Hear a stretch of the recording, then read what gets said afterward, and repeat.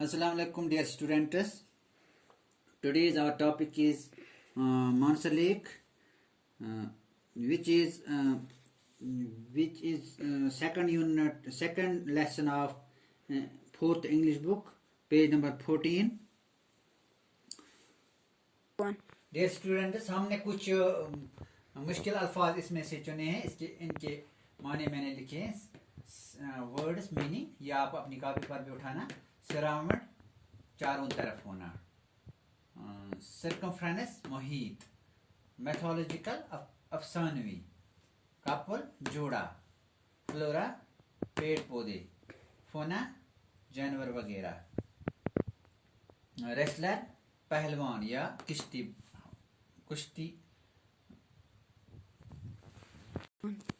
चलिए हम पढ़ते हैं. आप ये मानसर लेक मीन्स झील.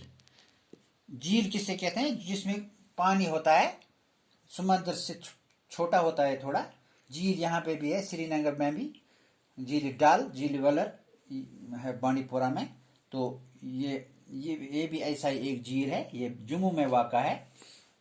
Mansar Lake is situated at a distance of 62 kilometers from the city of Jammu. जो ये मानसर लेक है, ये जम्मू से 62 किलोमीटर की दूरी पर वाक़ा है. It is surrounded by hills that are rich in forest. ये पहाड़ियों से घेरी हुई है जिन पर घने जंगल उगे हुए हैं. The circumference of the lake is 4 kilometers.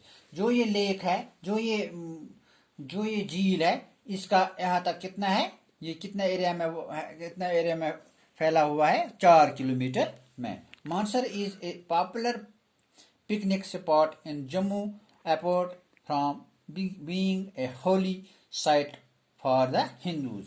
जो ये मानसर लेक है, वहाँ पे हिंदुओं के लिए मुकद्दस मकाम होने के अलावा जम्मू में एक हर दिल अजीज सैलानी जगह भी है. The Jammu and Kashmir Tourism Department has laid the lake with stones around it and developed pathway for the visitors who can also go for boating in the lake.